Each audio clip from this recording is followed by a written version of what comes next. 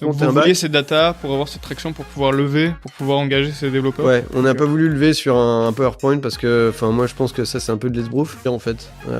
Plus tu réfléchis, moins tu vas y aller. Parce que plus tu réfléchis, plus tu vas te rendre compte des risques et des... Après j'ai rejoint un petit site de e-commerce qui vendait des produits cosmétiques haut de gamme. Donc j'étais le 4e salarié de cette boîte-là. C'est le Luxola. Exactement, ouais. J'ai ouvert l'Indonésie pour elle. Et c'est pas simplement, tu vois, faire de la traduction littérale, quoi. C'est parce que parfois tu vas avoir plus de caractères pour dire la même chose, mais ça va complètement changer ta UI et aussi parfois ta UX en fait à la fin des choses. Cette boîte-là, on aurait pu vendre des voitures ou du matériel de cuisine, ça aurait été exactement la même chose.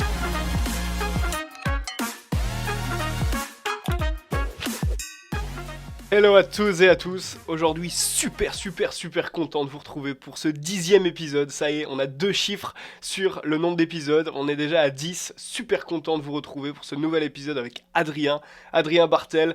Aujourd'hui, on a encore fait fort, Adrien il a fait fort encore, il fait partie de ces entrepreneurs qui ont entrepris à travers le monde, et à travers le monde on parle de Singapour, de Sydney, de Bangkok, de Jakarta, plein de différentes destinations, et aujourd'hui on se retrouve pour la startup qu'il a cofondée ici à Sydney qui s'appelle Slick, et c'est une intelligence artificielle qui s'occupe de faire la compta automatiquement d'entreprise.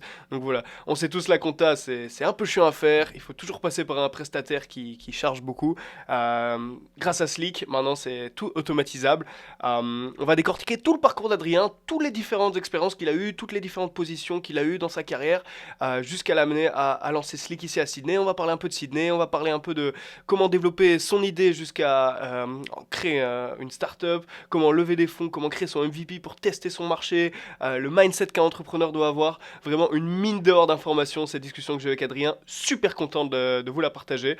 Donc voilà, sans plus attendre, rentrons directement dans le fil de la discussion. Merci de votre écoute. Donc là, on va être lancé. Ton micro marche bien, la vidéo est bien. Et est-ce qu'on est bien ? Ouais. On est bien, Top. donc tout est bon. C'est pas très beau aujourd'hui. La dernière fois avec Maxime, il faisait plein soleil. On était là, putain, qu'est-ce qu'on fait dans ce studio de podcast alors qu'il fait super beau dehors ? T'as parfois du mal à travailler alors qu'il fait beau ? Ah, ça va, c'est pas pire qu'un temps belge, non ? Non, là, c'est sûr que là c'est sûr que ça va.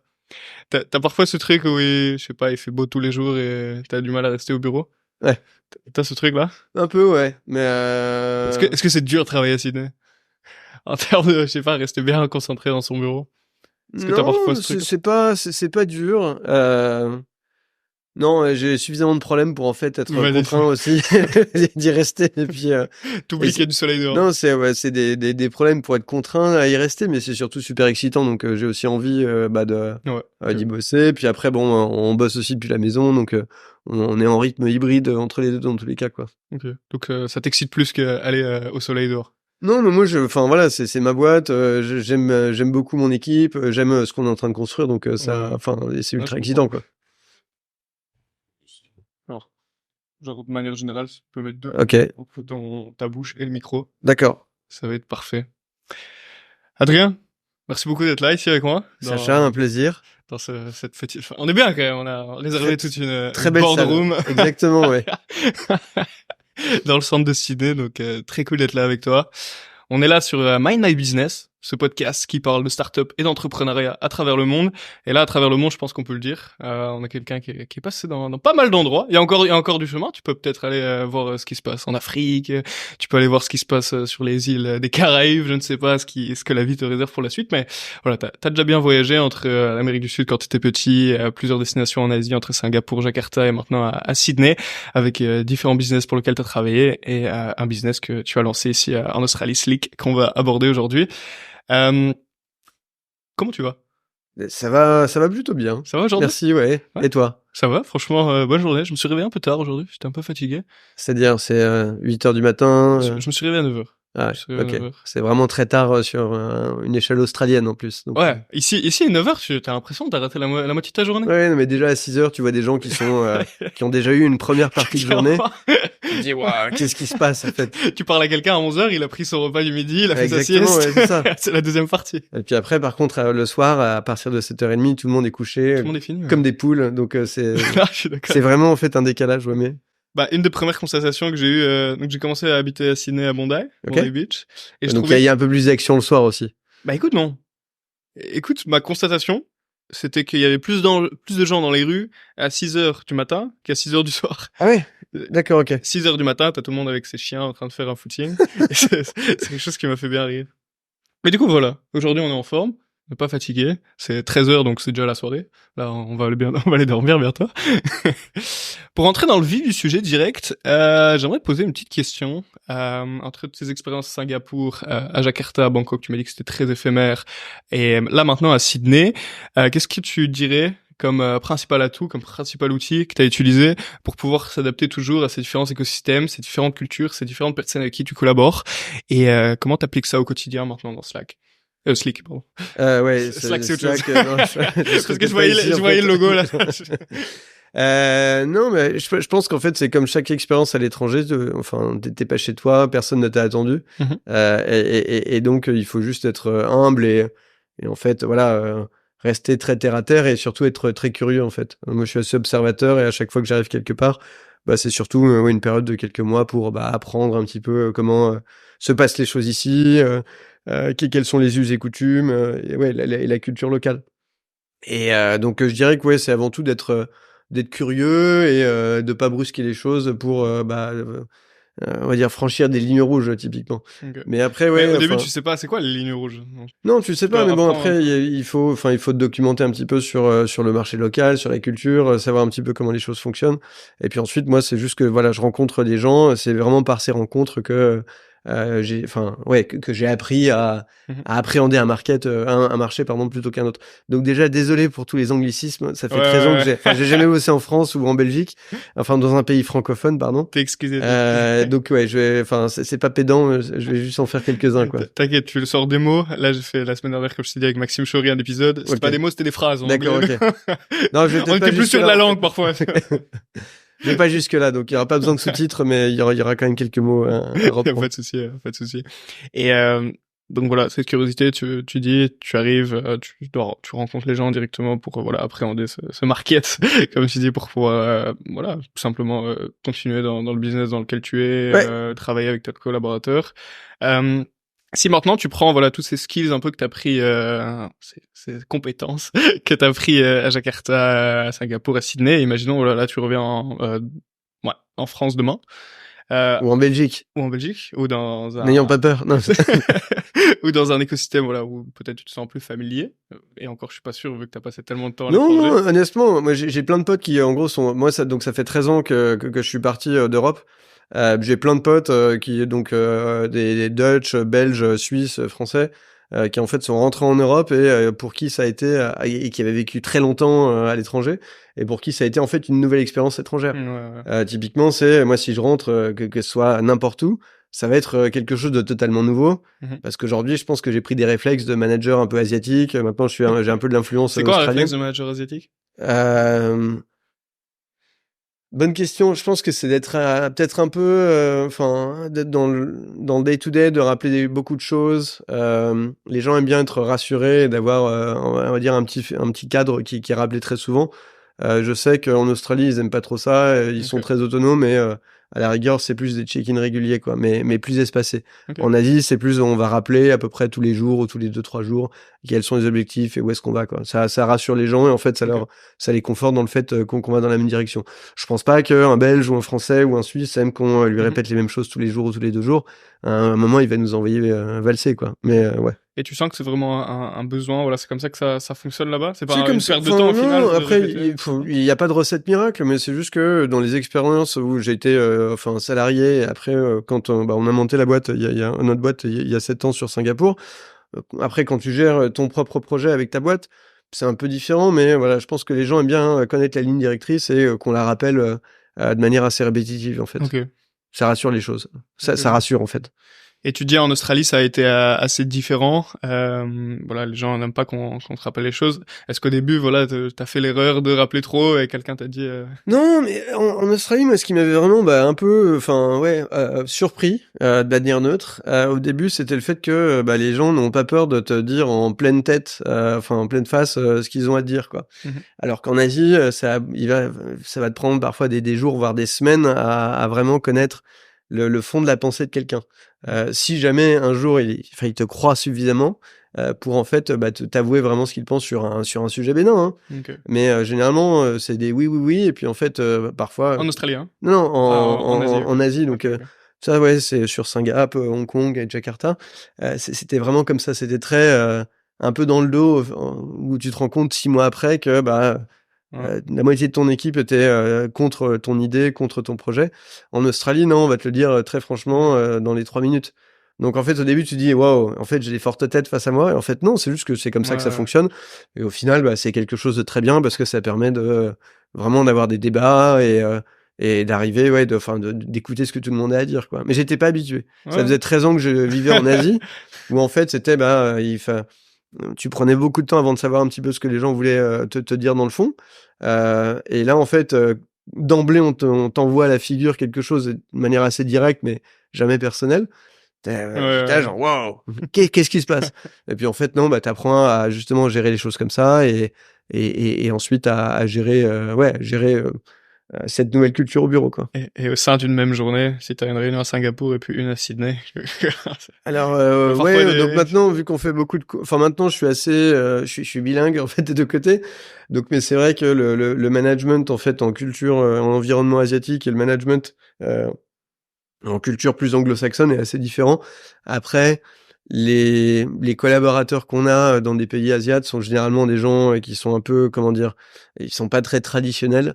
Donc ils sont assez ouverts et ils sont assez c'est moins dur d'avoir une opinion d'avoir une opinion transparente de leur part que quelqu'un qui n'a jamais bossé avec un étranger et de toute sa vie, quoi. Donc tu commences à maintenant on sait un peu comment ça fonctionne, on sait aussi comment présenter les choses et comment être sûr que on mène notre barque au mieux pour le collaborateur qui a besoin de comprendre et qui a besoin de buy-in dans le projet, et de l'autre côté le porteur de projet qui a besoin de communiquer et aussi d'avoir des collaborateurs qui le suivent en fait. Travailler ensemble au mieux. Exactement, ouais, tout à fait. T'es un manager ou t'es un entrepreneur? Tu dirais un peu.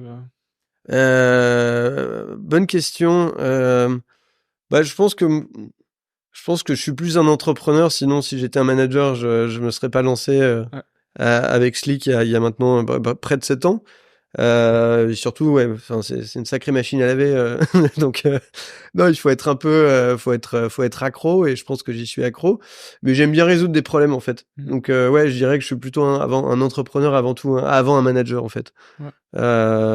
Clairement. C'est quelque chose que t'as toujours eu un peu clair dans ta tête depuis que t'es jeune, ou c'est un peu au fur et à mesure des expériences, tu t'es dit en fait j'aime bien ça? Non du tout. Moi quand j'étais il y a un peu le cliché des gens qui depuis le début jusqu'au lycée, moi je rêvais d'être pilote de chasse. Et puis ensuite j'ai découvert que j'étais vraiment une burne en maths. Donc en fait en France c'est la seule voie, donc j'ai dû faire une croix là-dessus. Et puis après je voulais en fait faire Sciences Po parce que j'étais passionné de géopolitique, et en fait je me suis rendu compte que ça bougeait pas assez, c'était trop abstrait comme concept. Et puis en fait j'ai atterri en école de commerce parce que c'était un petit peu le en France, hein. Ouais, c'est pas un peu le seul truc que j'avais encore, mais j'avais des grands frères de potes qui nous expliquaient les soirées, tout ce qui se passait là-bas, mais aussi à côté de ça, tout ce qu'ils apprenaient. Et j'ai trouvé que c'était assez intéressant, et j'avais effectivement été assez intéressé par le côté entrepreneurial et des gens, tu vois, qui montent des boîtes de leur propre, avec leurs 10 doigts, quoi, et leur cerveau. Et je dirais qu'en fait, en école, ce qui m'a vraiment le plus branché, ça a été de créer des projets. Donc j'ai été le président du bureau des élèves de mon école, donc t'as étudié où à Grenoble. J'ai fait l'école de commerce de Grenoble. Okay. Et donc ce que tout le monde voit, c'est les soirées, le week-end d'intégration, les teufs et compagnie. Moi, ce que j'ai vécu avec 30 personnes pendant 1 an, c'était du project management, des HR, de la finance, du marketing, des suppliers. Donc on avait c'était un club étudiant qui... Ouais, c'est un club étudiant qui en fait est en charge d'organiser les soirées en fait. Okay. Donc on gérait on gérait une soirée à 900 personnes toutes les 2 ou 3 semaines. Okay. Donc tu gères les navettes, le bar, les tickets, le marketing pour être sûr que tu fasses ton quota. Gérer aussi avec les endroits, les procédures sanitaires et compagnie. C'est passionnant, quoi. Après, effectivement, pour quelle fin, je sais pas quoi. On a peut-être perdu quelques neurones et nos clients aussi quoi. Mais voilà, écoute, ça a vraiment été, je pense, la première grosse étincelle qui m'a dit c'est vraiment c'est kiffant en fait de lancer un projet et d'être de créer surtout. Moi, ce qui m'a vraiment, enfin, ce que j'avais beaucoup aimé, c'était surtout l'équipe avec qui j'étais, quoi. C'était des potes, ensuite, qui sont devenus des collaborateurs. Et au final, enfin, c'est très sérieux comme vocabulaire, mais bon, on organisait des open bars et compagnie, quoi. Non. Mais à la fin des fins, t'as un bilan financier, tu dois léguer en fait ton association à un bureau suivant avec, voilà, enfin, tu dois être à l'équilibre ou perdre le moins d'argent possible. Nous, on a donné, en fait, on a rendu un B2 qui était excédentaire à nos successeurs. Donc ça a vraiment été le premier truc, la première grosse étincelle. Et après, ensuite, en dernière année, j'ai fait, entre guillemets, un master entrepreneur. Et donc, c'est sur un an, t'as 8 missions de conseil, et chacune, en fait, a un thème en particulier. Donc, ça fait... T'as de la création d'entreprise, de l'évaluation de boîte, du redressement judiciaire, ça a été passionnant, de la vente, enfin, t'as à peu près tous les aspects, si tu veux, de la création de boîte. Et là, en fait, on était envoyé parachuter dans une boîte ou un porteur de projet. Start-up, c'est vraiment entrepreneuriat au grand terme. En création, on était en start-up avec un mec qui était tout seul et qui voulait lancer une plateforme d'échange de troc, qui l'a fait et qui a marché. Ensuite, en redressement judiciaire, on a été dans une boîte qui faisait des matériaux de construction durables et qui allait pas du tout. Ensuite, on a fait des boîtes qui faisaient du nettoyage, de nettoyage de bureaux. Enfin, on a fait plein de trucs en fait. Okay. Donc ça, c'était passionnant et de me dire, en fait, ils sont pas plus intelligents que moi. Et ils sont pas morts, donc en fait pourquoi est-ce que moi je le ferais pas quoi.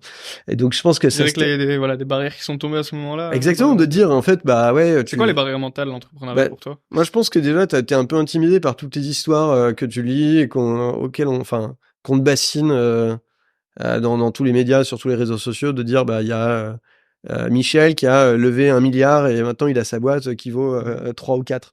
Ouais, t'es là, waouh. Et en fait, tu dis, waouh, c'est impressionnant, mais au final, déjà, Michel, ça fait peut-être 10 ans qu'il a sa boîte. Il en a bavé comme jamais. Et puis, avant d'arriver à son niveau, il en a bavé. Et surtout de deux, il y a combien de Michel qui ont échequé donc, c'est pas si facile que ça, en fait. Donc, je pense que t'as un peu un côté intimidant qui est juste martelé par la société et les médias. Pour montrer, en gros, et glorifier un peu trop ces trucs-là. Donc, c'est un peu intimidant. Donc, je dirais que... T'as le syndrome de c'est pas pour moi, quoi. Non, et c'est surtout que de deux, en fait, t'as pas à monter le nouveau Facebook pour être entrepreneur. Tu montes un café ou un resto ou, je sais pas, n'importe quoi. À partir du moment où t'es en contrôle de ton propre, de ta propre boîte, peu importe la taille, c'est grisant, quoi. Après, la question, c'est de savoir si ça marche ou si ça marche pas. Là aussi, c'est grisant et ça peut être grisant positif comme ça peut être grisant très négatif, en fait. Tout est le jeu.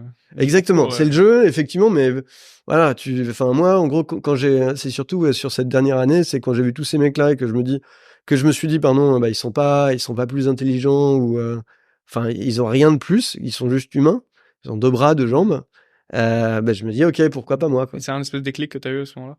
À partir de là, je pense que j'ai commencé à tout analyser, à me dire, en fait, je peux monter des trucs comme ça, je peux monter une boîte, j'ai réfléchi à plein de trucs, au final, pas eu le cran de lancer quoi que ce soit à l'époque, mais ouais, on va dire que c'était là que ça commençait à tourner en backlog de mon petit cerveau, ouais. Ok. On est rentré direct dans la discussion, ce qui est assez chouette, okay. Mais on a oublié quelque chose d'assez important, je pense. Mais c'est qui Adrien? Adrien, il a grandi où? Il habite où? Il fait quoi dans la vie maintenant? Il a quel âge? Déjà, Adrien, je vais parler de moi à la première personne. Sinon, je pense que ça sera T'as pas encore le niveau de Michel qui a levé 1 milliard qui parle à la troisième personne. Même si tu lèves comme Michel 1 milliard, j'espère que tu seras pas trop français au niveau de parler à la troisième personne. Français. Tu vas faire plaisir à tous les Belges là. J'adore la Belgique. Donc non, Adrien, ouais, donc 37 ans. Je suis français. Quand j'étais petit, j'ai vécu en Amérique du Sud et en France. J'ai étudié en France et j'ai jamais bossé en France.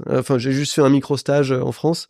mais ça m'a surtout conforté sur le fait que l'herbe était pas plus verte ailleurs, mais qu'au moins l'herbe était plus marrante ailleurs. Donc c'est pour ça que c'est pour ça que maintenant, ça fait 13 ans, il y a 13 ans maintenant, je suis parti de France. J'ai commencé par un VIE en fait en Indonésie pendant 2 ans, où j'ai monté une plateforme de e-commerce. Donc un VIE travailler pour une entreprise Pardon, française. exactement. C'est un contrat qui est en fait sponsorisé par l'État français pour bosser pour des boîtes françaises à l'étranger. Donc ça m'a permis d'être envoyé en Indonésie pour monter la plateforme de e-commerce du groupe Carrefour là-bas. Donc première expérience super, surtout découvert un pays très marrant.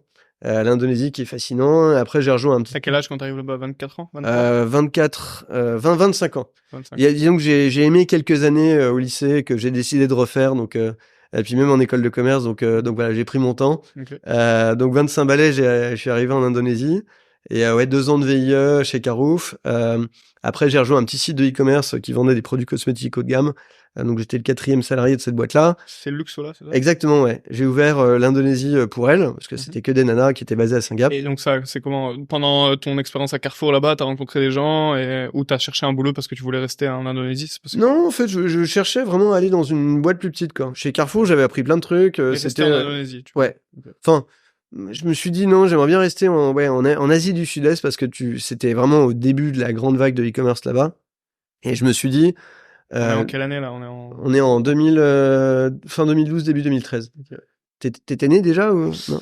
Non, j'étais encore dans le ventre. D'accord. Pardon, c'était gratuit.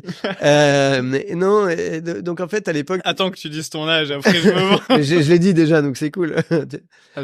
J'ai manqué l'info. Tu vas devoir écouter à nouveau ton enregistrement. Moi je ne saurais pas pour cet épisode. J'ai 37 ans. Ok. Et donc non, en fait. Tu l'as vraiment dit? Ouais, je l'ai dit. Ok, pardon à tous. Et donc à l'époque, l'Indonésie, même l'Asie du Sud-Est en général, était en pleine ébullition sur l'e-commerce. Donc je me suis dit, il y a plein de trucs à faire. Il y a encore, vraiment tout est à faire sur le niveau infrastructure. On parlait de l'Afrique tout à l'heure hors ligne, mais c'était vraiment l'époque. Enfin, c'était la même phase de développement. Tout était à faire sur les paiements, la logistique, l'infrastructure, les networks et compagnie. Donc moi, je me suis dit, il y a vraiment quelque chose à faire. Et j'avais commencé à discuter avec des boîtes françaises en leur disant, mais venez ici, c'est l'Eldorado. Et personne m'a fait confiance parce que les Français sont généralement plus à regarder de l'autre côté de l'Atlantique. Mais écoute, très bien pour eux. Et donc en fait, il y avait toute cette ébullition qui m'excitait quand même pas mal.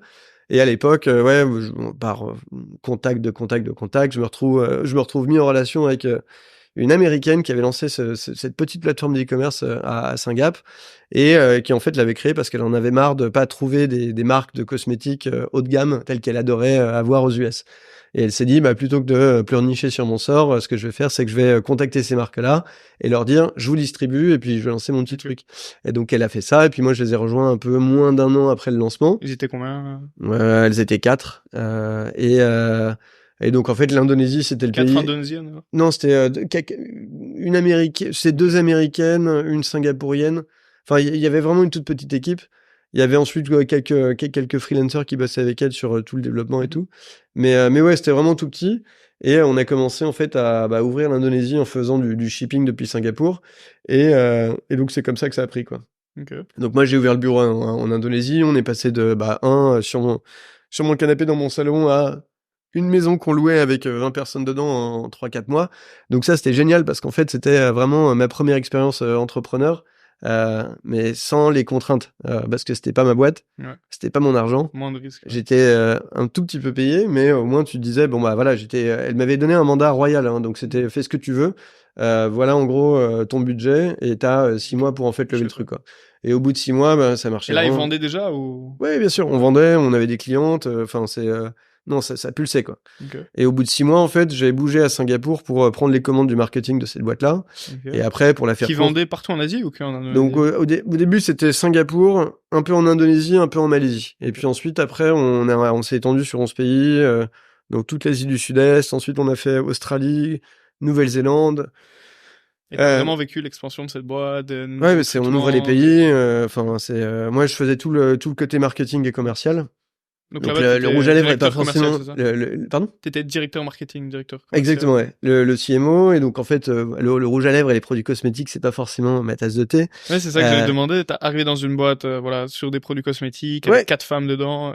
Comment ça se passe ? Bah, moi je regarde surtout la data, quoi. C'est au final le e-commerce, c'est t'as du trafic, t'as produit A, produit B, les taux de conversion. Rouge à lèvres ou c'est ce qu'on se disait, c'est qu'à la fin, c'est cette boîte-là, on aurait pu vendre des voitures ou du matériel de cuisine, ça aurait été exactement la même chose. C'est de l'A/B testing en ligne sur ta plateforme de e-commerce, du marketing pour ramener du trafic dessus, vendre, et après de la logistique en fait. Donc après la logique derrière, tu peux vendre des voitures, des poêles et du rouge à lèvres, c'est la même chose en fait. Et donc moi j'apportais un peu cette composante data et juste de faire des assemblages en fonction de ce que les clientes en fait ou les clients, parce qu'on avait aussi une gamme mec en fait voulaient, et donc c'est comme ça que ça a marché, et ça s'est bien passé quoi. Et A/B testing, je reviens juste là-dessus parce que c'est assez chouette et parfois c'est peut-être mal connu. Avoir 2 versions de son site web, une où je sais pas, par exemple tu mets le sac en haut à droite et une autre où tu mets je sais pas des chaussures sur le côté. Exactement. Et tu vois celle qui prend un peu le plus. Totalement. Ce qui est assez chouette au début pour par exemple tester simplement son offre, tester son produit, tester son idée de manière générale, faire différentes versions de son site web, et on peut directement savoir un peu qu'est-ce qui attire le plus le marché pour pouvoir se concentrer efficacement, quoi. Tout à fait, ouais. C'est une belle définition. Merci de l'avoir rappelé. Mais ouais, à la fin des fins, c'est de voir un petit peu ce qui est le plus efficace. Donc, ça, c'est de manière constante. Il faut le faire avant de faire. Enfin, à partir du moment où tu as un certain trafic, tu peux pas trop te fier à ton gut feeling. Donc, il faut vraiment que tu aies des assumptions backées par de la data, quoi, en fait. Donc ça, c'était mon boulot. Et, des assumptions backées par de la data. Ça, c'est du bon français. On met beaucoup l'anglais, on le cuisine, et puis ensuite... Ça donne Adrien. Non, ouais. Et donc voilà, donc on a fait ça pendant quelques années. En 2015, en fait, on a vendu au groupe LVMH cette plateforme-là. Donc on est devenu le bras e-commerce de Sephora sur toute la zone Asie-Pacifique. Et là, ensuite, ça a été 2 ans, une année d'intégration et une autre année ensuite où on a accéléré. Et puis moi, j'en ai eu un peu marre parce que ça faisait 5 ans et demi que je vendais du rouge à lèvres, et encore une fois, c'était pas une passion. 5 ans et demi là-bas. Ouais. Et en fait, sur la fin, en fait, moi, j'ai aidé Sephora à monter sa plateforme de e-commerce au Mexique. Attends, juste sur Luxola. Donc, t'as habité à différents endroits à chaque fois. Donc, j'ai fait Jakarta. Après, j'ai bougé à Singapour, et ensuite, depuis Singapour, après, toutes les semaines, j'étais entre la Malaisie, Bangkok, là en Thaïlande, Bangkok, on avait un bureau, l'Indonésie très souvent, et un peu les Philippines aussi. Quand t'as rejoint Luxola, ils étaient qu'en Indonésie ou déjà à Singapour et en Malaisie ? Non, c'est Singapour. Singapour le bureau, mais qui faisait du shipping jusqu'en Indonésie, un petit peu en Malaisie aussi. Et comment on ouvre un pays ? Comment on ouvre un pays ? Ça a été quoi le 4e et comment tu l'as ouvert ? Alors le 4e, ça a été la Thaïlande. Et en fait, on était assez pragmatique. Donc au début, en fait, on ouvrait un site en Thaï. Donc on a traduit le site. Et on faisait du shipping de produits depuis Singapour. Ce qui fait qu'en gros, tu arroses de marketing la Thaïlande. Donc réseaux sociaux, du paid, du search, un petit peu de paid social. Mais pas de pub papier ni rien, quoi. Que du social. On est au 21e siècle. Je ne sais pas comment ça se passe, tu vois. Non, je me dis peut-être en Asie, c'est un peu différent. Non, tout est en ligne. Tu vois, je me dis, à part peut-être à Bangkok, mais dans d'autres villages, je sais pas si... Alors après, en fait... J'ai aucune idée. Non, mais très, très, très bon point. Après, je pense que c'est un pays comme tous les pays émergents où généralement tu vas vendre des produits accessoires tels que la cosmétique haut de gamme dans des zones à fort pouvoir d'achat. Ouais. Donc après, typiquement sur la Thaïlande, si je regarde, c'était vraiment... ça se concentrait à l'époque sur Bangkok, un petit peu à Phuket et encore un peu à Chiang Mai, donc les autres grandes villes. Mais sinon, le reste, après, c'était anecdotique en fait. Okay. Donc généralement, tu arroses de paid search... donc c'est des pubs sur Google pour en gros acquérir du trafic et ensuite commencer à le convertir sur ton site. Donc ça c'est le premier point, c'est de ramener du trafic sur un site thaï, tout traduit en thaï parce que très peu de monde parle anglais. Et après une fois que tu convertis donc un client, tu envoies donc c'est les marchandises depuis Singapour jusqu'en Thaïlande. Donc ça c'est un premier pas pour en fait voir un petit peu si la mayonnaise prend. Si elle prend, très bien, tu peux ensuite avoir un petit bureau sur place avec des gens qui font du marketing plus local, des partnerships.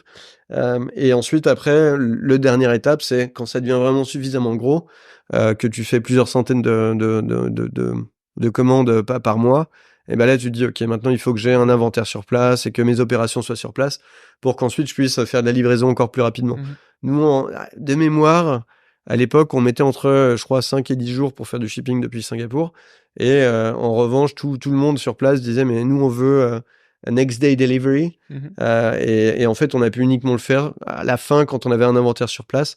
Et là, pour le coup, on était vraiment une marque de distribution locale.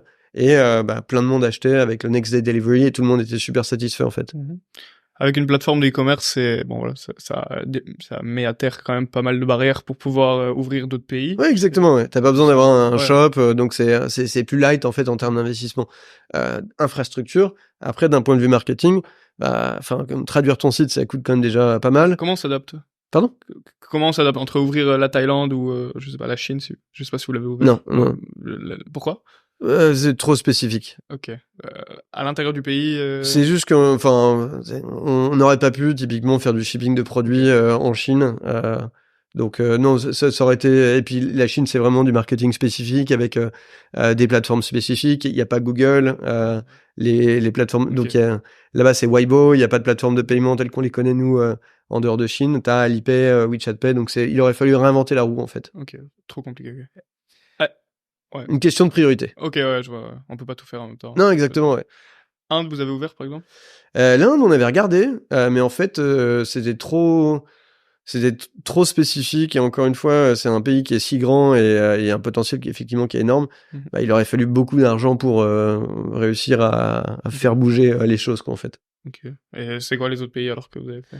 On a fait Philippines, Hong Kong, on a fait Australie, Nouvelle-Zélande. Et quand je suis parti, en fait, il y avait Taïwan aussi. Et quand je suis parti, à la fin, on allait ouvrir la Corée du Sud. Très bien. Et le Japon, pardon. Ah, le Japon, vous avez ouvert. Ouais. Okay. Excellent marché, Japon. J'étais plus là quand ils l'ont fait. Ok. C'est quoi la différence entre ouvrir en Thaïlande ou aux Philippines? Il y a quoi comme différence? La langue, parce qu'en fait... En Thaïlande, il te faut quelqu'un pour faire du marketing en thaï. Il faut pouvoir répondre à tes clients en thaï. Et il faut avoir toutes les descriptions en thaï. Donc ça, c'est vraiment déjà quelque chose de totalement différent. Et c'est pas simplement, tu vois, faire de la traduction littérale, quoi. C'est parce que parfois, tu vas avoir plus de caractères pour dire la même chose, mais ça va complètement changer ta UI et aussi parfois ta UX en fait à la fin des choses. Donc, je dirais que changer dans une langue qui en fait a un alphabet ou une typographie qui est vraiment totalement différente, ça a des conséquences notoires. Aux Philippines, c'est du tagalog, c'est un alphabet latin. La plupart des gens parlent anglais, donc si tu veux, même sans traduire ton site en tagalog, les gens que tu targetes aux Philippines parlent à peu près tous anglais. Si je reprends mon exemple des cosmétiques haut de gamme, donc ensuite tu vas pouvoir en fait targeter une population qui parle déjà anglais, qui est déjà assez on va dire e-commerce savvy, donc qui saura acheter en ligne et donc qui va être un peu plus facile à convertir que une population plus traditionnelle qui va être en tagalog uniquement. Au-delà de réécrire, changer le design, est-ce que la proposition de valeur est différente? Est-ce que tu mets les mêmes produits en avant? Ensuite, ça dépend surtout des accords que tu as avec les marques. Si jamais la marque te dit, on te donne un mandat sur toute l'Asie du Sud-Est, tant mieux. En revanche, tu as certaines marques qui vont te dire, non, nous, ce sera uniquement sur la Thaïlande. Pour les Philippines, on a déjà un accord avec un distributeur local. Donc, tu peux pas faire n'importe quoi. Non, sinon après, tu te fais taper sur les doigts par les marques. Elles te disent, ensuite elles peuvent arrêter de bosser avec toi, quoi. Donc non, à partir du moment où tu bosses avec des marques, tu peux pas vraiment faire le cow-boy. On avait des concurrents qui eux ne bossaient pas avec les marques, qui achetaient des stocks en fait, qui étaient presque arrivés à péremption à des traders et qui en gros eux faisaient n'importe quoi, ils attaquaient n'importe quel pays à tout va, quoi. Okay. Mais ils avaient des produits de moins bonne qualité. Donc c'est soit tu bossais avec nous soit tu achetais de chez nous et t'avais des produits de qualité, ou tu allais chez ce concurrent et tu pouvais avoir ta peau qui était dépigmentée et perdre quelques plumes, quoi. Ton passage à Sephora, je t'ai coupé là-dessus. Ouais. On peut reprendre là-dessus. Je suis resté pendant 2 ans et demi avec dans cette très grosse société française. C'était passionnant. Donc Passer de cet écosystème un peu plus petit de start-up à un grand groupe à ouais, nouveau. on était à la fin, on était quand même nous 150, 200. À Luxola Ouais. Ah ouais, ok. Donc c'est déjà pas mal. Ça Et mais après quoi de vivre là de cette grosse expansion, t'as adoré ou... Ouais, c'était génial, c'était ultra grisant. Je pense que pendant les 2 premières années, j'étais tout le temps à droite à gauche. Mais ce qui était génial, c'est qu'à l'époque, en fait, j'avais aussi plein de potes qui bossaient pour Rocket, qui lançaient donc 2 ventures sur toutes les îles du Sud-Est. Et donc en fait, t'allais à Kuala Lumpur, à Bangkok, à Jakarta, et tu croisais à chaque fois des gens que tu connaissais parce que on allait dans les mêmes hôtels pourris vu qu'on avait aucun budget de chaque côté. Et on allait boire des verres et ça faisait un écosystème sympa. Et donc Rocket Internet, un incubateur startup tech. Exactement, allemand et qui est très connu et qui était à des heures de gloire un peu plus grosse il y a quelques années et qui en fait a recréé un Amazon un petit peu de partout, en Afrique avec Jumia, en Asie du Sud-Est avec Lazada, au Mexique, non, en Amérique du Sud avec je me souviens plus du nom. Mais bref, à chaque fois ils ont recréé beaucoup de choses. Et donc à chaque fois c'était des cohortes de Français, d'Italiens, d'Allemands qui en fait étaient envoyés. Et donc moi je me suis fait plein de potes et à la fin j'ai bossé avec plein de gens qui nous ont rejoints avec lors de cette aventure ou après. Ok, génial. Du coup, passage de cet environnement qui est assez petit, et donc passage à nouveau une grosse corporate. Passage de 150 personnes à, je crois qu'il y a, un peu plus de 200 000, mais voilà, Sephora c'était 15 000 salariés. Et en fait, on a été assez indépendants de manière générale. On nous a, après qu'un deal se fasse, généralement, t'as quand même des targets à délivrer avec ta société, donc on te laisse quand même les coups assez franches, même si tu dois quand même commencer à rentrer dans la culture en fait de la société qui vient de t'acquérir. Donc ça, c'était un côté qui était très intéressant, d'apprendre à bosser avec un mastodonte pareil, qui effectivement avait certaines contraintes de vitesse, parce que tu vas pas aussi vite quand t'es 15 000 que quand t'es 150. Ça t'a frustré ou... Un petit peu au début, mais en fait à la fin tu te rends compte que c'est normal. Tu peux pas conduire un bus scolaire de la même manière 150. que tu conduis un coupé cabriolet pour 2 personnes quoi. Donc c'est la même chose en fait. Mais en revanche dans un bus on est plus, on va plus loin et tu peux parler avec ton voisin. Donc il y avait plein d'autres maisons du groupe LVMH avec qui on a parlé, avec qui on interagissait, plein de trucs qu'on a appris. J'espère qu'on leur a aussi appris des choses. Et donc voilà, donc ça a été 2 ans et demi assez fort. J'ai eu l'occasion de partir au Mexique et un peu au Brésil pour en fait aider à monter donc sur place les filiales locales en e-commerce. Tu disais que tu avais grandi en Amérique du Sud, Ouais. en Mexique et au Brésil ou... Mexique un tout petit peu, mais Argentine surtout. Mais moi, ce que j'aimais bien, c'est après très longtemps en Asie, c'était de retrouver la chaleur sud-américaine, le côté très ouvert et où tout le monde est vraiment chaleureux et ouvert à parler quoi. En Asie, c'est un petit peu plus franc, on va dire. C'est ça que je... Mais et donc jusqu'à quel âge t'étais en Argentine? Mes 17 ans. Ok. Ah, en français ou en espagnol? Non, en espagnol. Ok. Sympa.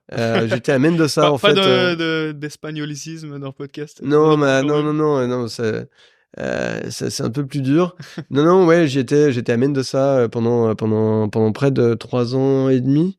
Donc ouais, c'était super. Enfin ouais, mais c'est mes parents qui en gros m'ont donné le virus de, à mon avis, me barrer à l'étranger quoi. Non, je pense que ça joue vraiment. J'ai grandi en Tunisie jusqu'à mes 18 ans. D'accord, ok. Et je pense que d'une certaine manière, t'as un peu plus cette exposition oui, clairement, à l'international. Exactement. Tes frontières de vie s'étendent un petit peu. Et c'est peut-être, je ne sais pas, une des raisons pour lesquelles je suis à Sydney là maintenant. Après, j'ai envie de voyager après. Ouais, si c'est peut-être pas la raison principale, en tout cas, je pense que ça y contribuait. Je pense, ouais. Ça y a contribué, pardon. D'office. Génial. Je voulais te demander entre donc voilà CMO chez Luxola, voilà ce head of e-commerce que tu as fait chez Carrefour. Donc qui sont déjà des commerces qui sont des business qui sont lancés. Bon, Luxola beaucoup moins que Sephora et Carrefour, mais quand même déjà lancés où t'as un peu plus cette dynamique de manager et étendre plus que construire. Quel a été, dans quelle mesure, ce transfert de compétences, tous ces skills que tu as appris dans ces expériences a vraiment cofondé quelque chose et à lancer quelque chose from scratch, quoi. Ouais. Dans le cas de Slick, du coup. Dans le cas de Slick, je dirais que c'est la seule chose que tu as. après, À échelle, quoi. J'ai lancé en fait, pour la petite histoire, un autre site, une marketplace de services en Thaïlande en 2016. En fait, c'était sous Sephora en parallèle avec un autre pote, un collègue d'ailleurs. Sous Sephora. Pardon ? Non, non, c'était lors de ma période en fait chez Sephora. Okay. Donc avec un de mes collègues à l'époque, on voulait lancer un truc en parallèle parce que les choses allaient un peu trop lentement chez Sephora. Et en fait, on avait commencé à travailler en fait sur une plateforme avec un autre pote, mais juste voilà, tu vois, en l'aidant. Et au final, on a lancé une plateforme de services, une plateforme une marketplace de beauty services. Donc tu peux booker ton coiffeur, ton salon de maquillage pour aller te faire tes ongles, ton salon de massage. Et puis maintenant, je crois qu'ils font aussi de la chirurgie plastique, du dentiste et tout quoi. La boîte existe encore, ouais. Ça s'appelle gowabi.com et c'est c'est la leading platform en Thaïlande quoi. Et on l'a lancé vraiment, mais en bossant le soir, la nuit. La définition du side project. C'est ça, c'était un gros side project, quoi. Et puis maintenant, je crois qu'ils sont une centaine. Génial. Et donc, mon collègue et moi, on était vraiment là juste au tout début pour aider après les heures de bureau. À 2, vous avez lancé ? Non, à 3, en fait. Et le troisième, en fait, lui est resté, et c'est le CEO, Samir, qui en gros a continué, qui est toujours le CEO de cette boîte. Thaïlandais ou tous des expats Pardon un Thaïlandais. Non, lui, il était suédois. Okay. Mais après, l'immense majorité. Aussi sur le side, comme vous lui, au début, c'était en side project, et puis après, il s'est barré de chez Rocket pour lancer ça, pour être à fond dedans. Et puis on a recruté. Comment vous êtes rencontrés dans les hôtels Ouais, c'était par pote de pote, le cercle. Eux ils s'appellent la Lazada Mafia. Donc moi j'ai jamais bossé pour Lazada, donc je peux pas dire que j'y étais, mais je peux dire qu'en tout cas ouais j'ai gravité, j'ai plein de potes là-bas. Et en tout cas ouais lui il s'est barré, il a lancé ça et puis voilà. L'idée elle vient comment? L'idée, parce qu'en fait, qu'est-ce que tu vas aller lancer une plateforme parce qu'en fait, on cherchait pas mal de, avec mon ami, on cherchait des business pour lancer ta boîte, soit tu as une idée qui est totalement novatrice, soit tu vas copier quelque chose en fait. Okay. Mais copier, c'est une forme de flatterie en Chine. Donc c'est typiquement, tu vas essayer de faire la chose un peu mieux que les autres. Et nous, en fait, on avait regardé un business au UK qui s'appelait Treatwell. Et qui déferlait sur l'Europe, qui avait été racheté par Rakuten en fait. Et on s'est dit tiens, vu qu'en gros il y a tellement de salons de beauté, de salons de massage de partout sur toute l'Asie du Sud-Est, et que c'était à chaque fois la croix et la bannière pour booker parce que tu devais appeler. Si la personne de l'autre côté parlait pas forcément anglais, c'était un peu difficile pour booker ton service. Et donc ce qu'on a fait, c'est on s'est dit allez banco, on va essayer quoi. Et donc, on a pris des freelancers en Inde pour construire une plateforme. Donc, on a créé tout un dossier de spec, technique, pour que de l'autre côté, comprennent un petit peu ce qu'on faisait. Et ça a été très dur parce qu'en fait, c'était la première fois qu'on faisait du product management, donc de définir ce qu'on voulait faire. Mais typiquement, pour un Indien que t'as jamais vu, avec qui tu bosses en remote déjà à l'époque, en 2016, pour toi, ce qui est un carré orange, lui, il va le voir comme un rectangle marron ou noir, quoi, en fait. Et donc, t'as d'innombrables appels sur Skype, tu t'en perds ton latin. Je pense que pour eux aussi, ça n'a pas été une période très, très, très agréable. Mais au moins, tu vois, on a créé ça bien avant tous les outils de collaboration. Donc, ça n'a pas été une affaire si facile. Mais ouais, je dirais que là, pour le coup, je me suis dit, tiens, c'est cool, on a lancé quelque chose, quoi. Et après, donc ça, c'est, je dirais que mon expérience chez Luxola m'a vraiment beaucoup aidé. Parce que pour le coup, en Indo, quand j'ai lancé le pays pour cette boîte-là, j'étais un petit peu tout seul. Et il a fallu que je fasse du feu avec des brindilles ou avec mes doigts. Et ensuite, après, Slick, la boîte que j'ai lancée, que j'ai cofondée en 2017 avec un ami.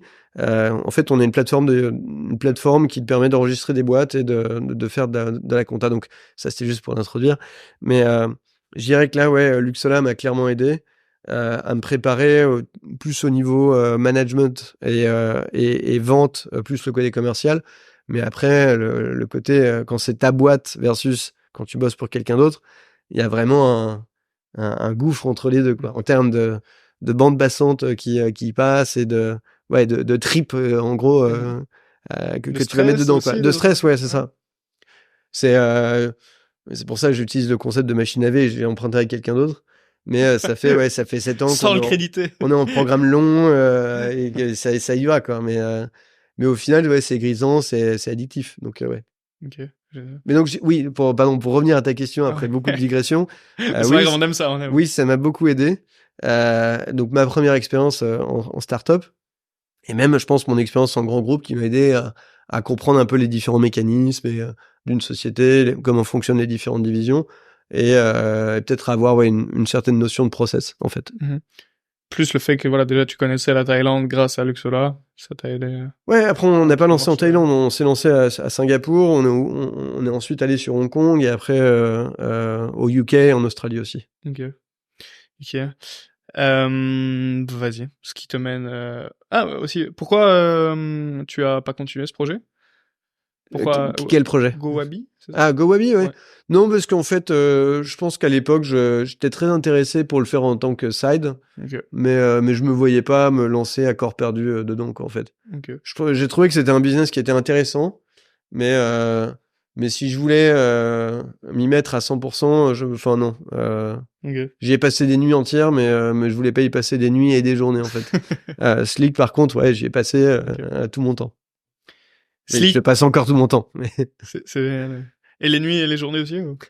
Beaucoup moins les nuits, mais les journées, ouais. T'es un bosseur? Je pense que c'est subjectif comme question. Ouais. Ça dépend de chacun et ça dépend ce que t'appelles bosser. Mais t'aimes être inconfortable vis-à-vis de... Enfin, je sais pas si on peut vraiment parler d'inconfort. Je comprends pas trop. Est-ce que toi t'es un bosseur? Et si oui, donne-moi ta définition et ensuite je te dirai si je le suis ou pas. Pour moi, voilà, t'aimes y aller, t'aimes te la donner, même si ça représente une grosse partie de ta journée. Après, voilà, ça a une grosse partie subjective, évidemment. Je pense que peut-être en relatif, on peut dire que t'es un bosseur, je pense. Mais voilà, vis-à-vis de toi-même, est-ce que pour toi c'est quand même assez inconfortable de travailler tout ce moment-là? T'aimes bien te la donner ou... Ouais, non, si. Alors, oui, enfin, on bosse beaucoup dans tous les cas, parce que, enfin, quand c'est ta boîte, t'as envie que ça marche, et pour que ça marche, il faut pas vraiment compter ses heures. Tu trouves que c'est assez différent en termes d'implication, de comment tu as bossé dans ces projets entre quand tu travaillais pour quelqu'un et maintenant avec Slick? Bah, disons qu'avant, même chez Luxola, j'étais à fond dedans. Donc je pensais qu'en gros j'avais atteint mon maximum en termes de capacité de travail et de même cognitif, et en fait non, c'est juste que aussi, pardon, t'avais un petit peu, ouais, mais pas assez pour que ça change ma vie. Mais suffisamment pour en gros me dire ouais, ça peut valoir le coup. Mais je sais pas si tu peux le dire, ça représente quoi des stock options en tant que CMO? C'est en gros 1 à 2 ans de salaire. Mais en gros, ouais, vu que je me suis barré un peu plus tôt, en fait, je devais rester 3 ans, je me suis barré au bout de 2 ans, quoi. Non. Donc ça a été, parce que je voyais, enfin, voilà, si tu veux, j'étais plus à un moment de ma vie où je me suis dit, bon, alors là, j'ai encore 1 an à tirer pour toucher 100% de mes options. Ou alors, j'ai ce projet, cette idée Slick que je suis en train de développer sur le côté avec un ami. Et en fait, voilà, on parlait d'être bosseur. Aujourd'hui, tu as un capital temps que tu vas allouer à ton boulot, ou même à un projet. Est-ce qu'aujourd'hui tu préfères l'allouer à au projet de quelqu'un d'autre où toi t'es pas le propriétaire, versus en fait pour gagner X, versus en fait mettre 100% de tes capacités et de ton temps sur un projet où tu vas en percevoir peut-être beaucoup plus en fait. Mais beaucoup plus avec une question mark, avec un point d'interrogation, parce que tu sais pas où tu vas, quoi. Et je pense que à l'époque, j'en avais vraiment un peu... je pensais avoir fait le tour du sujet, du rouge à lèvres. Et donc, je me suis dit que le sujet comptable était nettement plus sexy, on va dire, à résoudre. Et pour revenir sur ton point, je pense que j'ai réalisé que ça allait jamais changer ma vie et que c'était encore quelque chose d'assez virtuel. Donc, j'ai préféré, en fait, changer mon fusil d'épaule et partir sur un truc que je contrôlerais et où je pouvais avoir un upside beaucoup beaucoup plus gros, quoi. Donc ouais, je dirais que j'ai eu une révélation, ouais. Au bout de 2 ans, ouais. Okay. Quitte à perdre quelques options, mais non, exactement, c'est ça. Mais à la fin des fins, est-ce qu'aujourd'hui, je valorise ça Donc, je dis pas, hein, moi, c'était comme ça que je l'ai vécu. Hein. Donc, j'étais célibataire, donc j'avais pas d'enfants, etc. Donc, je pense que là, maintenant, tu as des enfants et pas encore d'enfants, okay. Pas célibataire. Okay. Mais à l'époque, voilà, donc je me disais, les seuls assets que j'ai, c'est mes paires de skis, j'adore skier, quelques meubles et c'est tout, quoi. Ah, et après, en gros, quel est mon, voilà, tu calcules ton burn rate en fait tous les mois, toutes les semaines, et puis après tu te dis bon, est-ce que je peux me lancer sur un autre projet, est-ce que je peux le faire, est-ce que je peux être heureux et épanoui. Okay. Et quand tu fais ta réalisation et que tu te dis en fait je peux changer, et moi je l'ai fait. Après, je connais d'autres personnes qui en fait avaient des enfants, avaient des contraintes financières qui ne le permettaient pas et qui sont restés dans cette voie-là et qui sont très heureux aussi. Mais voilà, j'avais envie de voir autre chose. Financièrement, je pouvais me le permettre, mais du coup, ça a été vite décidé. Les pieds dans Slick, c'est parti. Exactement. Slick, ma compréhension de ça, c'est si par exemple je m'adresse à toi, Adrien, et je ne sais pas, tu es restaurateur, et je te dis voilà, t'as envie de te concentrer sur ton business, ça prend du temps de faire des plats, de gérer ses employés, t'as envie de mettre les nombres sur le côté.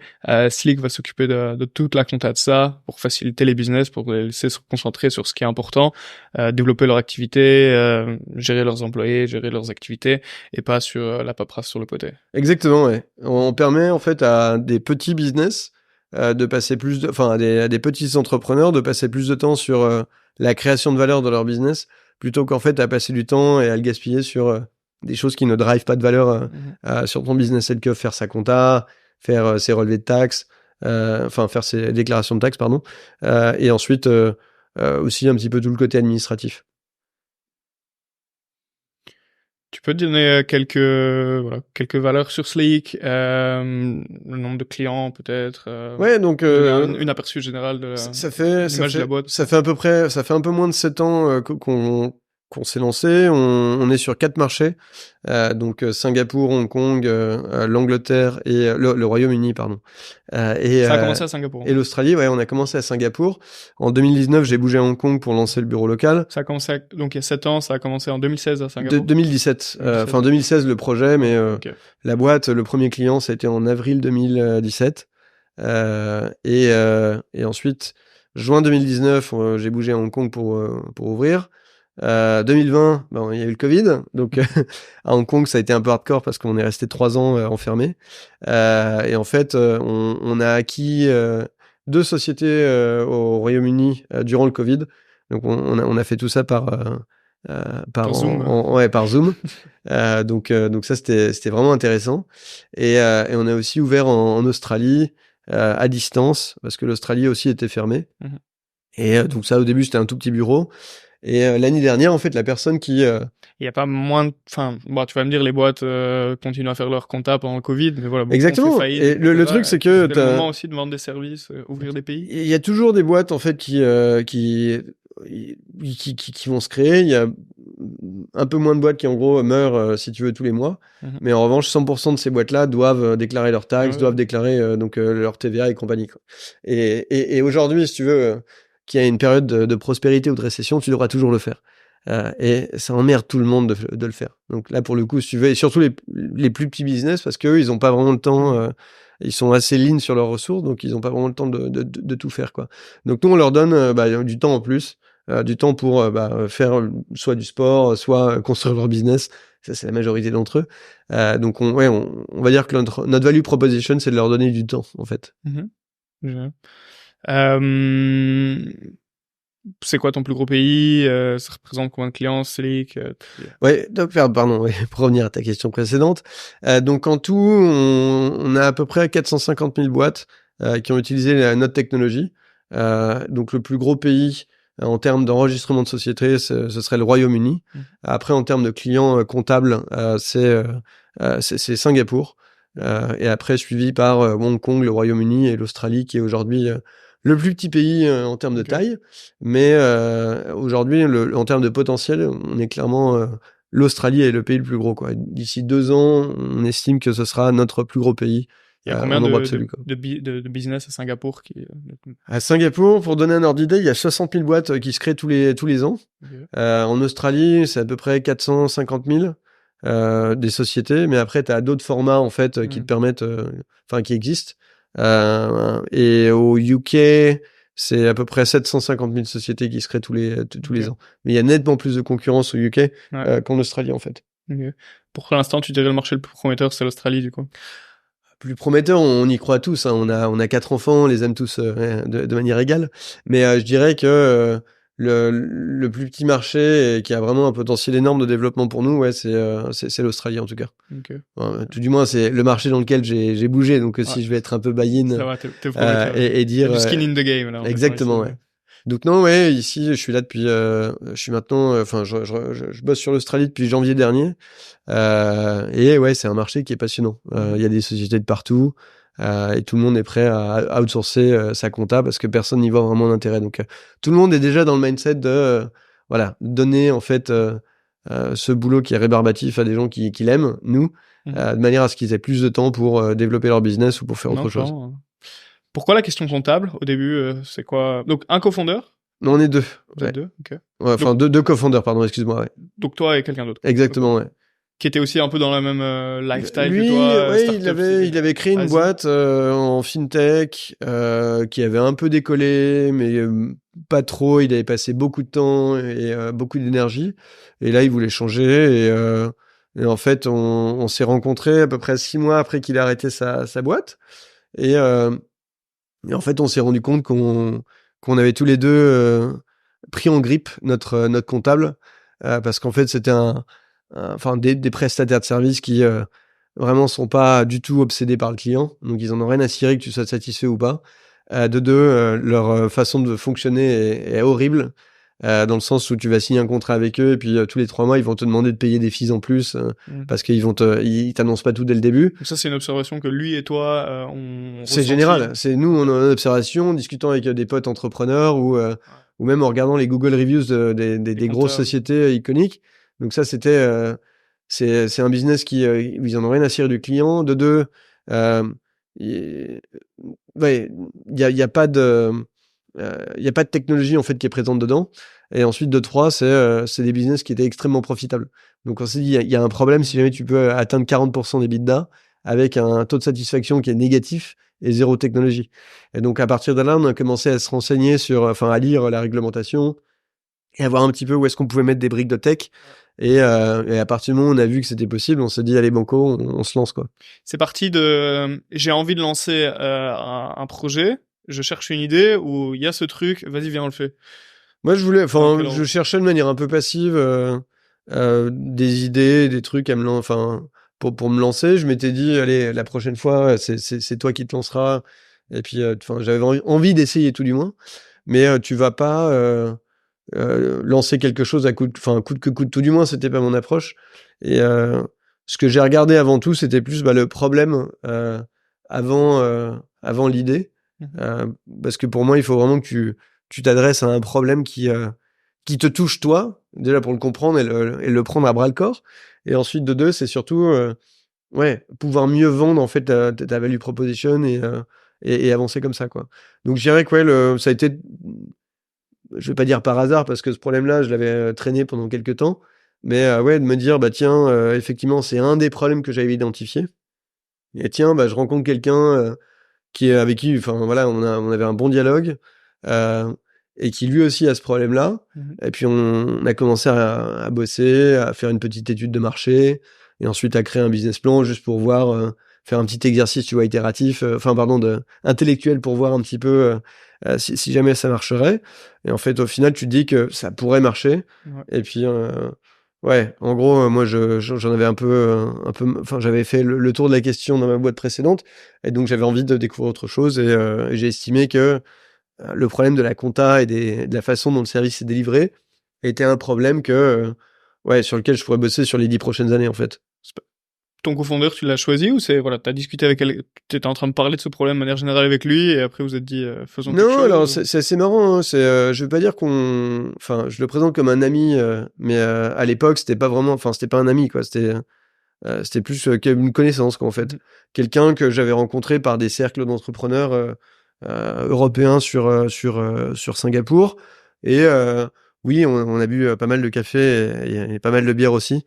Et puis pour voir voilà, enfin il faut rester créatif. Hein. Exactement, toujours. Mais avec modération.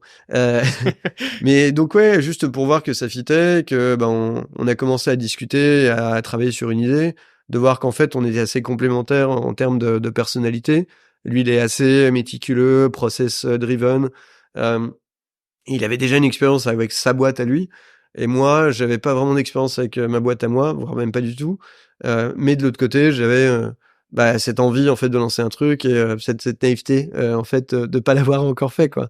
Et surtout plus le côté sales, marketing, voilà, à avancer quoi. Donc on va dire qu'on a un attelage qui est plutôt bien où au début vraiment où tu dois être en mode bulldozer, j'étais le bulldozer à tout casser et vraiment faire la terre rase. Et le terrain alors. Pardon ? Le terrain plus.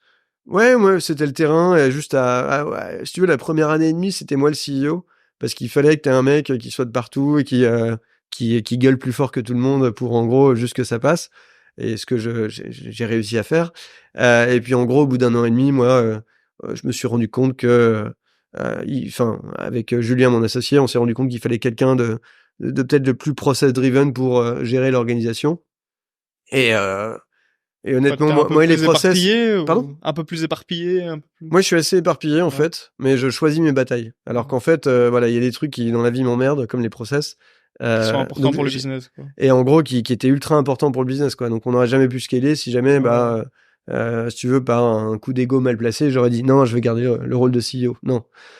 J'ai de l'ego, certes, mais je pense savoir le manager. Mais je sais surtout où est mon intérêt, en fait. Donc, mon intérêt, moi, c'était plutôt de pouvoir continuer à faire ce que j'aimais, à savoir faire du growth, à construire des trucs de 0 à 1, et surtout, en fait, laisser Julien gérer tout le côté process, tout le côté opération, où il est nettement meilleur que moi. Vous êtes complémentaires en background avec Julien ? On a tous les deux fait une école de commerce. Lui, on est tous les deux un peu des geeks. Donc moi, je faisais des sites en HTML et en PHP. Après, j'ai arrêté, ça devenait trop complexe pour moi. Mais ouais, on est un peu des gros geeks. Lui, un peu différent. Lui, il est plus dans le... Enfin, il a continué un peu plus longtemps son coding. Moi, j'ai arrêté un peu plus tôt, quoi. Ok. C'est quoi la tech de Slick ? Elle fait quoi ? La tech de Slick... T'as regardé un peu la législation des comptables et t'as dit un peu, voilà, quelles briques de tech on pouvait ajouter. C'est quoi ces briques de tech et c'est quoi la tech ? La tech de Slick, en fait, elle va augmenter l'efficacité des service providers. Donc, elle va permettre à un comptable de faire son boulot de manière beaucoup plus rapide et à moindre coût, dans le sens où on automatise beaucoup de tâches. Donc, il faut quand même encore un comptable. Hein. En fait, vu qu'on est dans des activités régulées, il faut que t'aies quand même quelqu'un qui signe en fait ta déclaration de taxes ou qui en gros dise voilà, j'ai tout vérifié. Et donc ça c'est en premier chef. Et ensuite de deux, c'est pour la création et la gestion de boîtes. Il y a des fonctions en fait ou des rôles qui n'existent pas en Europe, mais qui dans le common law en fait dans les marchés anglo-saxons donc sont obligatoires. On appelle ça un company secretary. Donc c'est une sorte de paralégal qui va être là et qui va t'aider à faire ton AGM, à faire passer des résolutions. Donc ça c'est obligatoire. Et ces gens-là en fait doivent être des humains. Et maintenant la question c'est est-ce que un company secretary peut gérer 10 boîtes ou est-ce qu'il peut en gérer 300 Et il peut en gérer 10 boîtes si jamais il doit tout faire à la main à écrit. Okay. Et avec nous, en fait, là, on est plus sur des volumes entre 400, 500 par là, quoi. C'est des paralégales de Slack de Slick. Slick, pardon. C'est des paralégaux de Slick. Ouais. Oh, ok. C'est pas, je prépare le rapport et je le donne à mon paralégal. Exactement, ouais. C'est à chaque fois des salariés donc de Slick qui préparent tout. Mais la plateforme va leur mâcher le travail et va automatiser 95% de leur boulot. Donc en fait, ces équipes-là peuvent passer plus de temps à faire du conseil auprès des clients plutôt que de passer à faire du copier-coller, remplir des formulaires et compagnie. Ça c'est chiant, quoi. Personne ne l'aime. Même elle, hein. Donc c'est généralement des équipes comme ça qui sont très féminines et Et en gros, enfin, c'est pour ça que je dis elle. Et en gros, donc là, on leur permet de passer plus de temps à faire du conseil auprès des clients et moins de temps à faire du copier-coller, des trucs vraiment chiants, quoi. Ok. Et comment on teste, comment on prototype au début, voilà, vous avez cette idée, vous regardez les briques de tech que vous pouvez ajouter. Est-ce que vous avez une approche un peu plus lean ou voilà, vous avez pris votre temps pour développer une tech que vous avez launch? Comment ça se passait les premiers steps? T'as dit vous avez eu votre premier client à Singapour en 2017. Ouais. Voilà. Donc non, c'est vraiment le early stage de ça. Au tout début, on avait un site web sur WordPress qui était absolument vraiment moche. Vous avez fait? Pardon? Que vous avez fait? C'est moi qui l'ai fait. Donc c'est juste en fait des formulaires avec un lien de paiement. Et en fait, donc c'était, je dirais que c'était automatique manuel. Automatique parce que voilà, pour le user, t'es sur un site, tu rentres tes data, tu payes et ensuite on te dit bah voilà, ta boîte va être incorporée demain. Tu te dis waouh. Et en fait, de l'autre côté, manuellement derrière. De l'autre côté, tu recevais donc un document et tu devais en fait tout faire manuellement, quoi. Okay. Mais pour voir s'il y avait une traction. Exactement, ouais. On voulait surtout. Tu connais l'échiquier turc? Non. C'est l'échiquier turc, c'est je suis plus sûr du nom, mais je pense que c'est ça. C'est ils faisaient croire qu'ils avaient inventé un échiquier qui était automatique et qui te battait à tous les coups. Et en fait, il y avait un gars sous la table qui jouait. Mais génial. La personne qui jouait contre ça. Bah voilà, en fait. Mais c'est un vieux truc d'il y a 1000 ans. Bah je pense qu'on était un petit peu, voilà, merci. Ce serait une nouvelle anecdote que je pourrais raconter. Vérifie le nom d'abord, mais je pense que l'échiquier turc. Bah en fait, c'était un peu ça. C'est pour nous, ça faisait pas de sens de dépenser de l'argent sur développer une plateforme pour tester un besoin. Le besoin, on savait que d'un point de vue théorique, il y avait un match entre ce qu'on voulait, notre value proposition et le marché. Et après, on a voulu minimiser les coûts pour faire un MVP, en fait, un minimum viable product. Et donc, en fait, cette approche-là nous a permis d'acquérir, je crois que c'était une 40aine de clients. Et après, on a pu lever un peu d'argent et ensuite recruter 2 développeurs, un front et un back. Vous vouliez ces data pour avoir cette traction, pour pouvoir lever, pour pouvoir engager ces développeurs? Ouais, on n'a pas voulu lever sur un PowerPoint parce que, moi, je pense que ça, c'est un peu de l'esbrouf. Parce que la valuation allait être plus basse. Et parce que la valeur allait être plus basse, et aussi parce que d'un point de vue intellectuel, je sais pas, moi, ça m'excitait quand même de me dire, ouais, on a un truc avec 20 clients, on a déjà du revenu, et puis, maintenant, c'est soit t'es in, soit t'es out, quoi. Ça a aidé beaucoup pour la valeur, tu penses? Ah ouais, clairement. Surtout qu'on était dans allez, à l'époque, quand on s'est lancé, c'était toute la vague sur la blockchain et les premières ICO et compagnie. Donc nous, on se lançait dans la compta, quoi. Donc c'était quand même un truc qui était pas vraiment sexy et qui pas vraiment visionnaire. Mais donc quand tu t'attaques à des problèmes qui sont aussi basiques que ça, tu peux pas non plus être trop agressif. Ou sinon, on aurait mis plus de temps. Donc non, je pense que nous, on a vraiment voulu jouer à l'efficacité. Et surtout pouvoir nous regarder dans la glace en disant est-ce que je suis pas un scam, quoi. J'ai un truc, j'ai vraiment quelque chose, j'ai des clients et en gros t'achètes déjà quelque chose avec du revenu, quoi. Aussi petit qu'il soit, quoi. Et tu dis vous faisiez les choses manuellement, t'es pas comptable, tu travailles avec déjà des paralégaux alors On avait, donc il fallait une licence pour commencer, donc on avait recruté quelqu'un dès le début qui avait cette licence. Déjà c'est vos fonds, hein. Ça c'était nos fonds, ouais. Et en gros, on avait cette personne qui nous a aidé à faire ça. Ensuite, on a recruté des comptables qui faisaient tout manuellement. Et on utilisait en fait les outils sur le marché, quoi. Jusqu'à, ça nous a pris quand même quelques mois avant d'avoir une plateforme à nous qui automatise un tout petit peu. Et je dirais que il nous a fallu quand même 4 ou 5 ans avant d'arriver à des niveaux d'efficacité qui soient vraiment au-dessus du lot pour la création de société. Et au niveau de la compta, là, on commence à arriver à des trucs qui automatisent 90 à 95% de toute la gestion de la comptabilité de bas étage, quoi. Donc là, le bookkeeping. Première levée, ça se passe comment? C'est où? C'est combien? C'est des angels sur Singapour. On a levé 500 000 $. C'est des gens qu'on connaissait en fait d'auparavant. Ouais. Après, voilà, on avait l'avantage d'avoir une première expérience un peu entrepreneuriale. Bon, moi, indirectement, mais Julien, lui, en avait une. Donc, on savait un petit peu ce qu'on faisait. On avait déjà des clients. On avait un produit aussi basique qu'il puisse être. Mais on avait déjà un peu de traction, en fait. Donc, je dirais que ça a un peu changé. C'est pas comme si j'allais te vendre une boîte de blockchain pour bouffe pour chien. Qui en gros était sur un PPT où je te demandais je sais pas où je vais lever 15 millions à une valo absolument délirante. Non, on était assez basique, un problème que tout le monde connaissait On n'était pas non plus, on cherchait pas à lever 100 millions dès le début, quoi. Les angels que vous connaissiez, ou vous êtes allé les chercher, vous avez fait un peu le tour, Je dirais à que Singapour ou ailleurs? Non, c'était à Singapour, en fait, je dirais qu'il y a un tiers qu'on connaissait déjà personnellement, et il y a des gens, qui étaient dans la communauté dans laquelle on gravitait. Et puis après, ensuite, c'était des amis d'amis ou des gens dont on savait, en fait, qui mettaient de l'argent dans des projets. Et après, un peu de prospection sur LinkedIn, quoi. Donc, ça marche de shooter des messages sur LinkedIn et d'avoir des cafés, et puis après, de réussir à acquérir la confiance avoir des de gens quelqu'un, pour faire des podcasts, c'est ça? Exactement, Qui voilà. pensent qu'en plus, je fais des messages customisés par AI alors que je les ai écrits à la main. Non, mais oui, le message était très bien. Et quand il faisait très AI, mon message Pardon il faisait très AI. Non, c'était une vanne de merde, mais... J'étais là, mais quoi? Comment ça fait un message custom? Avant de lever, comment tu démarchais les clients? T'allais voir des boîtes que tu connaissais à Singapour ou? En fait, avant même qu'on se lance, je pense qu'on a interviewé une bonne centaine d'entrepreneurs pour ça, pour déjà savoir s'ils pensaient que le problème auquel on voulait s'atteler valait le coup.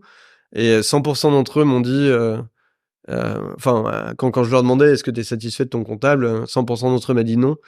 Et à la fin, je disais de l'entretien, est-ce que tu me recommanderais ton prestataire? Et ils me disaient tous, écoute, si jamais je le fais, dans 3 mois, tu vas vouloir me tuer. Donc là, je me suis dit, ok, bon, là, il y a un truc, quoi. Et donc, en fait, en faisant cette survey, on s'est construit un pipeline, en fait, de gens qui étaient intéressés par le projet parce que ils étaient frustrés par leur prestataire actuel. Donc ouais, je dirais qu'on avait ce petit pool. Déjà, au début, c'était des amis, ensuite, c'était des amis d'amis, et puis après, c'était juste des gens random à qui on a shooté un message sur LinkedIn pour avoir une discussion. Okay. Et je suis très fier de dire que le premier client qu'on a eu, c'était pas un ami, c'était pas un premier, c'est que c'était un ami d'amis. Donc en gros, voilà, c'est pas comme si t'allais faire plaisir à ton pote en lui achetant. C'est pas ton père le premier client. Exactement. Ouais. Non, donc ça c'était plutôt cool. Ces $500 000 que vous levez, c'est attribué à quoi?